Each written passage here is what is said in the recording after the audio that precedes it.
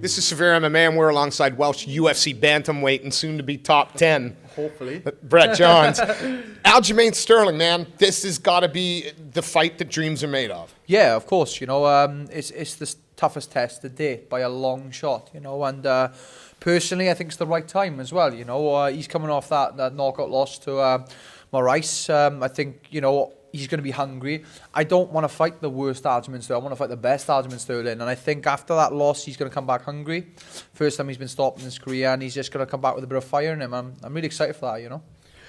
You get finished the calf slicer. I mean, it's one of the best finishes in the UFC in the last 5 years in terms of subs. Yeah. Are you going to be looking? Was that just organic? Are you looking to make those kind of statements? No, I say this all the time. It's the biggest fluke of my career, you know.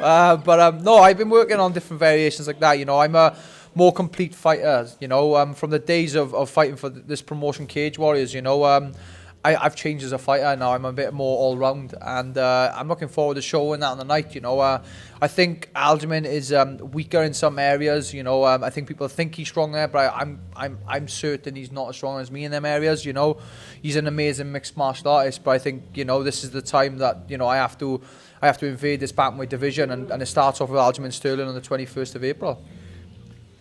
Was Aljamain Sterling, you know, was when that fight was offered, what were the thought? Was there any doubt at all? Would you have taken that fight and fought him tomorrow if that's the case? Yeah, no, we got offered the name, and if I'm honest, sort of everybody in the top 10, that was the name we wanted first. You know, every single one of them fighters are potential fights now, but for me personally, I wanted that fight. I wanted the Sterling fight, and we had it, you know, and especially in Atlantic City, you know, it's not too far away from his hometown. You know, we're the away fighter once again. You know, from the days of when I was fighting in the UK, I was always the home fighter up until 10 professional fights. Now it's away. But no, I'm looking forward to it. It's a big test, and I'm ready for this. Since the calf slicer win, I mean, anybody in the UK knew who Brett Johns was through your Cage Warriors days. But for the international audience now, how do you want to be seen? How do you want to be known? Look, at the end of the day, I have one job here, you know, and I said no matter what I did, no matter what sport, what occupation, the day that I die, I want to be left as a proper household name, you know, and for me now it's mixed martial arts, and, you know, it would be amazing to lift that UFC title up, you know, and to be I was the first Welsh guy to fight in the UFC, you know, like Jack was the first guy to fight, I was the first guy to fight, but for me now it's a massive deal to hold that belt, it really is, and, like I said, April 21st, Atlantic City, that's the next shot. Top 10. You know, potentially he's number 9.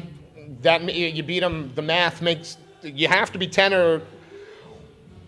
How many fights before realistically Brett Johns is going, I'm ready for the title fight? Yeah, that's what we're wondering. And after Aljo, we're going to jump that list. You know, I have a name in mind that I want, but you know, that would be so disrespectful towards Aljamain. You look past him because he's a very dangerous opponent, but I have a name in mind, and that will definitely catapult us right up to the top. So we'll see what they do after this one, but I'm gonna scream and shout about this next one.